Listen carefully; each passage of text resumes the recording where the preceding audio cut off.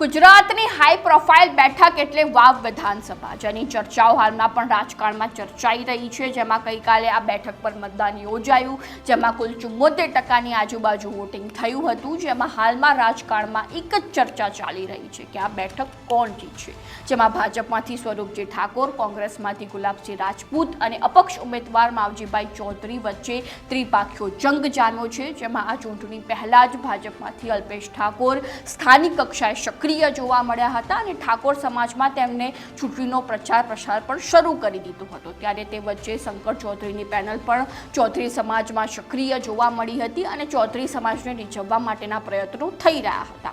ત્યારે બીજી બાજુ કોંગ્રેસમાંથી જ્ઞાનીબેન ઠાકોરે જે સમયે જાહેરાત કરી હતી કે કોંગ્રેસમાંથી ઠાકોર સમાજનો ઉમેદવાર નહીં આવે, તે સમયે લોકોમાં એવી ચર્ચાઓ ચાલી રહી હતી કે વાવ વિધાનસભા જે છે તે ભાજપના ફાળે જશે। પરંતુ જ્યારે ઉમેદવાર તરીકે ગુલાબસિંહ રાજપૂતને પસંદ કરવામાં આવ્યા અને બીજી બાજુ કોંગ્રેસના પ્રદેશ કક્ષાના નેતાઓ જ્યારે વાવમાં ધામા નાખ્યા, તેમજ પ્રદેશ પ્રમુખ CR પાટીલ તેમજ જિગ્નેશ મેવાણી દ્વારા જનસભાઓ યોજવામાં આવી, ત્યારબાદ આ ચિત્ર સતત બદલાતું રહ્યું અને ગુલાબસિંહ રાજપૂતની જીત નજીક આવી રહી હોય તેવા ચિત્રો સ્પષ્ટ દેખાઈ રહ્યા હતા।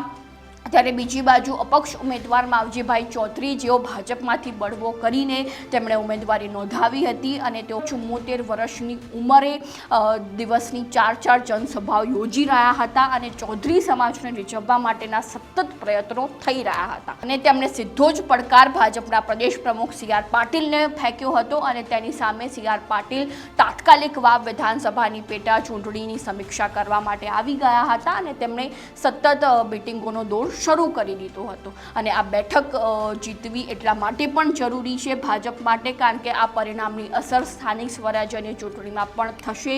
જેમાં એવી માહિતી મળી રહી છે કે આવનારી 1 મહિનાની અંદર સ્થાનિક સ્વરાજ્યની ચૂંટણી યોજાશે।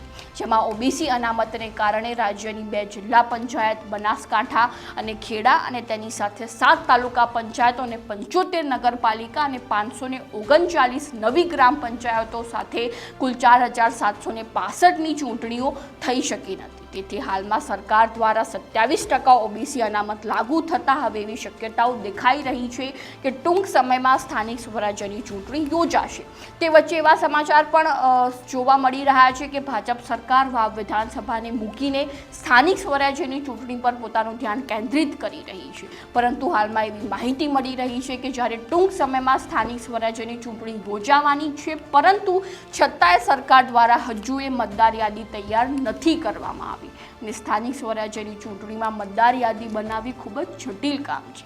જેમાં યાદી બનાવ્યા પછી દરેક ગામમાં વોર્ડની તૈયારીઓ કરવી તે ખૂબ જ અઘરું કામ થઈ જતું હોય છે। જેમાં સૂત્રો દ્વારા એવી માહિતી પણ મળી રહી છે કે જ્યારે સરકાર મતદાર યાદી તૈયાર કરી દેશે ત્યારબાદ જ આ ચૂંટણી યોજવામાં આવશે અને બીજી બાજુ જ્યારે ભાજપ હાઈકમાન્ડ હાલમાં ઝારખંડ અને મહારાષ્ટ્રની વિધાનસભાની ચૂંટણીમાં રણનીતિ બનાવવામાં વ્યસ્ત દેખાઈ રહ્યા છે, કારણ કે ભાજપ માટે આ બંને ચૂંટણી જીતવી અત્યંત કઠિન બની ગઈ છે।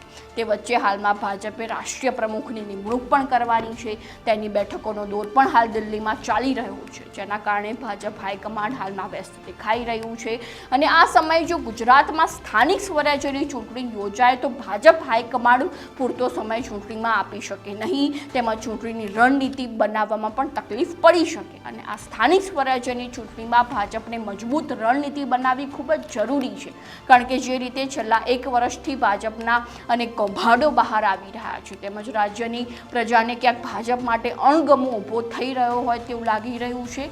જેમાં પહેલાં તો ક્ષત્રિય આંદોલન આ ચૂંટણીમાં ભાજપના આંખમાંથી પાણી લાવી દેશે, કારણ કે સ્થાનિક કક્ષાએ ક્ષત્રિયોમાં ભાજપનો રોષ જોવા મળી રહ્યો છે અને તેઓ ભાજપને દેખાડી દેવાના મૂડમાં છે। જ્યારે બીજી બાજુ વડોદરા પૂરને કારણે પણ લોકોમાં ભાજપનો રોષ જોવા મળ્યો હતો, જેમાં પૂર દરમિયાન જે રીતે ભાજપના રાજકીય કક્ષાના નેતાઓ અને સ્થાનિક કક્ષાના નેતાઓએ પૂરગ્રસ્ત લોકોની અવગણના કરી, તે સમય માત્ર વડોદરામાં જ નહીં પરંતુ સમગ્ર રાજ્યમાં લોકોમાં ભાજપ પ્રત્યેનો રોષ જોવા મળ્યો હતો અને લોકો દ્વારા દ્વારા અનેક આકરા નિવેદનો પણ ભાજપને આપવામાં આવ્યા હતા.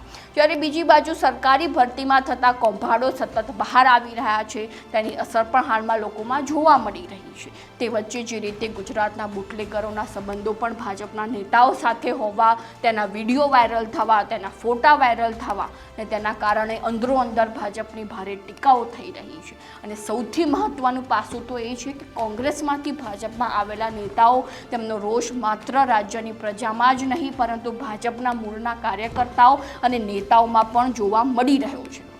એટલે કે હાલમાં ભાજપમાં આંતરિક વિવાદ ચરમસીમાએ પહોંચી ગયો છે, જેના કારણે ચૂંટણીના પ્રચાર પ્રસારમાં પણ મોટો ફરક પડી શકે છે. અને હવે તો રાજ્યમાં વિપક્ષ પણ ધીરે ધીરે મજબૂત બની ગયું છે, એક્ટિવ દેખાઈ રહ્યું છે, જેમાં કોંગ્રેસના મોટા નેતાઓ સતત ગ્રાઉન્ડ ફ્લોર પર જોવા મળે છે. એટલે સ્થાનિક સ્વરાજ્યની ચૂંટણીમાં કોંગ્રેસ ભાજપને હંફાવી શકે છે. તેમજ ભાજપની વોટ બેંક શહેરી વિસ્તારમાં વધુ જોવા મળતી હોય છે, પરંતુ ગ્રામ્ય વિસ્તારમાં ભાજપને હંમેશાથી મિશ્ર પ્રતિસાદ મળે છે. એટલે કે આ ચૂંટણીમાં ગ્રામ પંચાયતોમાં ભાજપને વધુ મહેનત કરવી પડશે, કારણ કે હાલમાં પણ રાજ્યના ગ્રામ વિસ્તારોમાં કોંગ્રેસનો દબદબો જોવા મળી રહ્યો છે. જેથી ભાજપે પૂરી રાજકીય રણનીતિ સાથે મેદાને ઉતરવું પડશે, જેમાં હાલમાં ભાજપ દ્વારા જે રીતે મતદાર યાદી નથી બનાવવામાં આવી, તેમજ ભાજપ હાઈકમાન્ડ પણ વ્યસ્ત દેખાઈ રહ્યું છે. એટલે કે આ પરિસ્થિતિ જોઈને પ્રશ્ન ઉઠી રહ્યો છે કે શું આ એક જ મહિનામાં સ્થાનિક સ્વરાજ્યની ચૂંટણી યોજાશે કે કેમ? અને એક અન્ય પ્રશ્ન પણ ઉઠી રહ્યો છે કે શું આ ચૂંટણી